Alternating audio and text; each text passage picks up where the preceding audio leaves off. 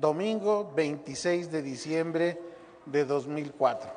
Fue cuando comenzamos a compartir con la iglesia cosas complicadas. Antes no me había atrevido. Esto comenzó con un llamamiento y con una orden. Un buen día el Señor me dijo: quiero que dejes todo y que regreses a predicar. Jamás pensé en volver a predicar.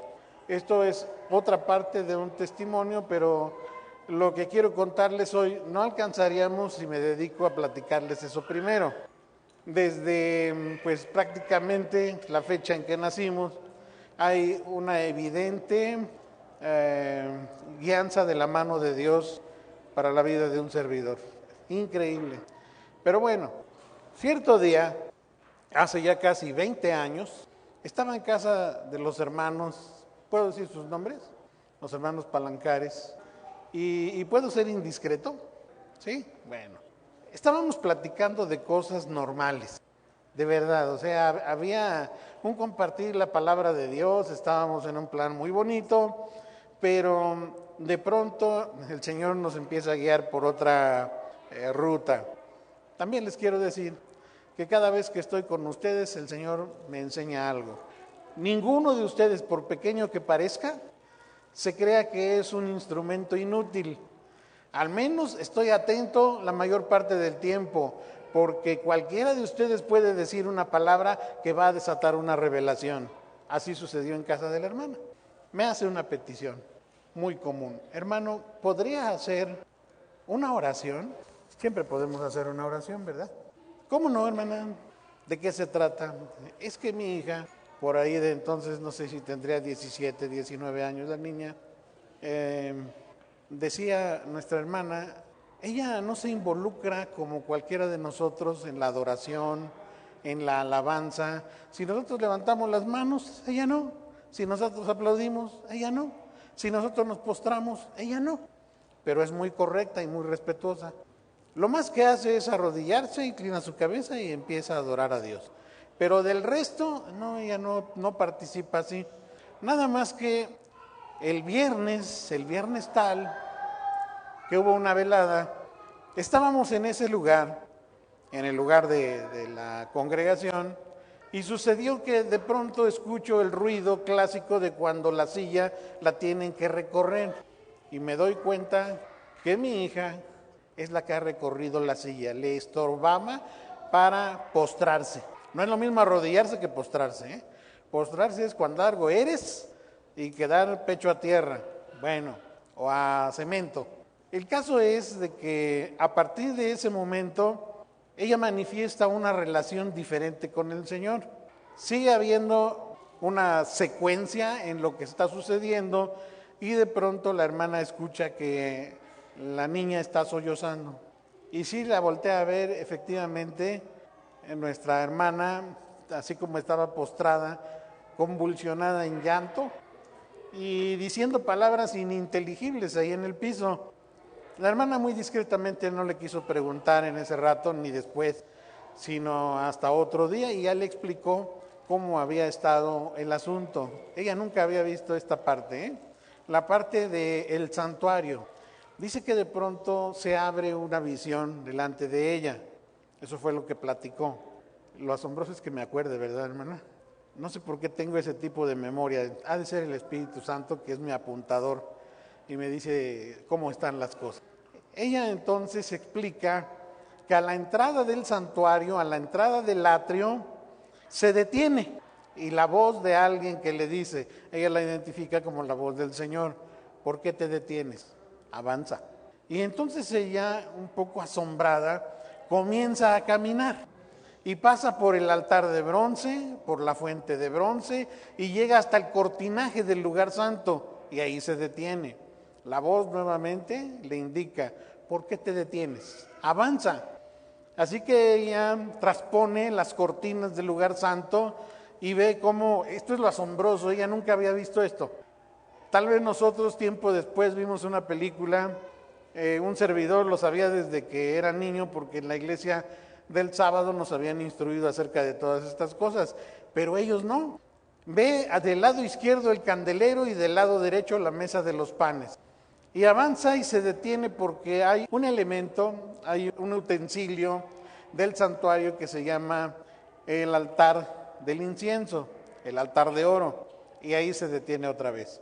Nuevamente, la voz que le dice, ¿por qué te detienes? Avanza. Y entonces ella traspone ahora las cortinas del lugar santísimo. Cuando pasa al lugar santísimo, ve brillar la gloria de Dios entre las alas de los querubín. Y ve también la tapa, el propiciatorio, como le dice la palabra. Y se detiene porque ya no hay más donde avanzar. Llegó al arca. Sin embargo, la voz le vuelve a repetir, ¿por qué te detienes? Avanza. Ella dice, Señor, ya nada más está ese lugar, avanza. Cuando la hermana oyó el ruidito de la silla recorriéndose, ella, en un sentido espiritual, estaba acomodándose entre las alas de los querubín. ¿Se imaginan qué impresión? Y qué envidia de la buena, ¿verdad? ¿Quién no quisiera estar en esa situación? Claro que a partir de ese momento la hermana me reporta, mire, después de esa noche, mi hija busca un lugar por ahí escondido, solitario, así como ahí, ¿no? Donde quepa, y ahí se tira para adorar a Dios, como escondiéndose de todo. ¿Podría hacer una oración? Yo dije, bueno, normalmente me piden oración para que sucedan este tipo de cosas.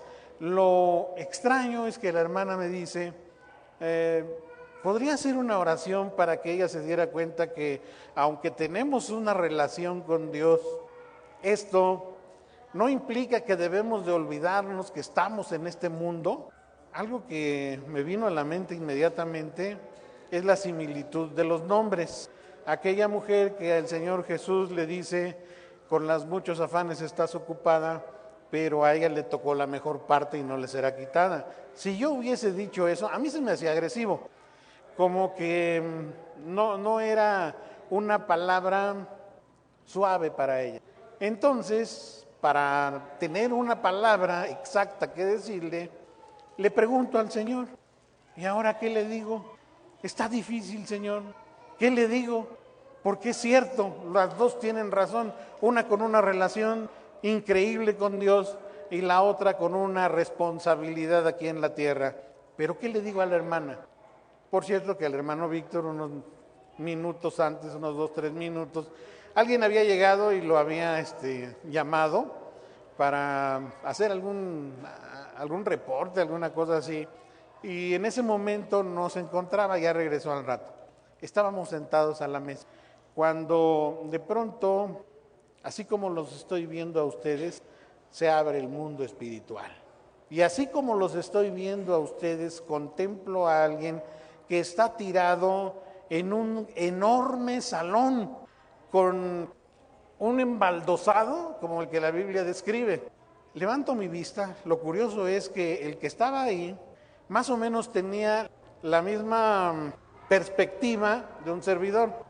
No porque yo estaba en esa visión, no porque la estaba contemplando, podía ver más que el que estaba tirado. El que estaba tirado levanta un poco su vista y conforme él va levantando la vista, yo también voy notando que mi visión se va haciendo más grande, lo que en televisión se llama un paneo, ¿sí?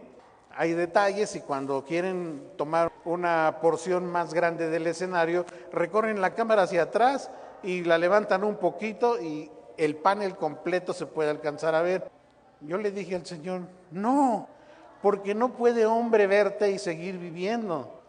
Y les digo, yo apreciaba mucho mi esmirriada vida, ¿verdad? Pero llegando a este punto me doy cuenta que el que está tirado en el piso tiene un rostro muy conocido, por cierto, mi rostro. Señor, gracias, porque me has admitido en este lugar. Y mi adoración es como la pides, en espíritu y en verdad. Yo asumía que ese que estaba ahí tirado era mi espíritu. Yo estaba sentado en casa de los hermanos, contemplando esa visión. Oh, pero para mi decepción, el Señor no me da la respuesta que yo quiero. Porque le pregunto, ¿qué tiene que ver esto con lo que la hermana me está preguntando? Él solo se sonríe. Para este momento ya alcanzaba a ver sus rodillas, no quería yo levantar la vista más, alcanzaba a ver sus rodillas y Conforme con eso, vi como el que estaba tirado en el piso, bajó la cabeza y se acabó esa perspectiva que tenía en ese momento. Pero de cualquier manera ustedes alcanzan a percibir cuando una persona está sonriendo en el tono de la voz. Yo pensé, qué divertida se ha de estar dando el Señor conmigo, con mi ignorancia, ¿verdad? Porque me estaba mostrando cosas que yo no sabía. Ahora, jamás había tenido una visión. No en ese sentido. Era la primera vez que el mundo espiritual se abría delante de mis ojos al mismo tiempo que podía estar viendo el mundo natural. La voz del Señor, pero eso no es todo. Cuando Él dice eso no es todo, hagan de cuenta que en la pantalla de la visión y dentro de mí aparece esta palabra. Dios está buscando adoradores que le adoren en espíritu y en verdad. Juan 4:24. Eso yo me lo sabía, ¿verdad? Se recorre más la cámara cuando Él dice, y eso no es todo. Y le digo, no, Señor.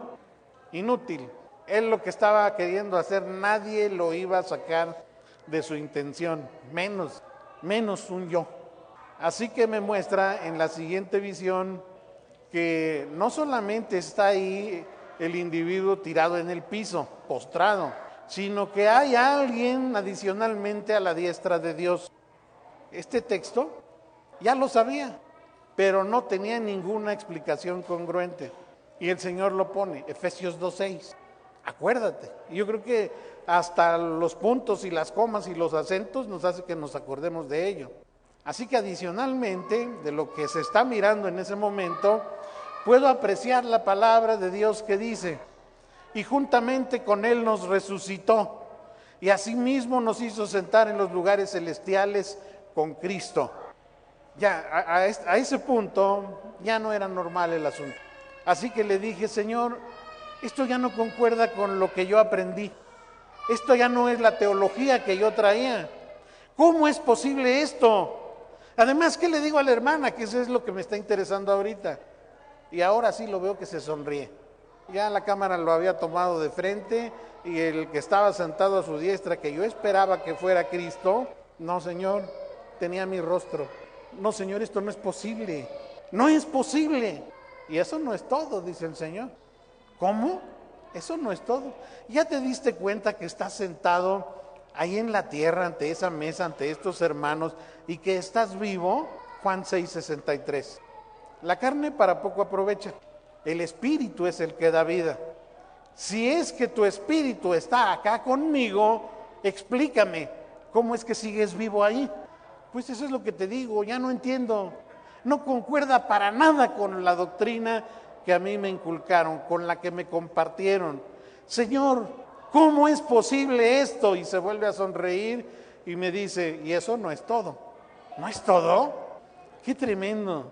Hace algunos días me dijiste, Señor, usa mi espíritu como tú quieras. Así que te tengo haciendo otro trabajito en tu espíritu, fuera de tu cuerpo. Te tengo haciendo un trabajito en otro lugar. Ya, ahora sí, Señor, esto es una locura.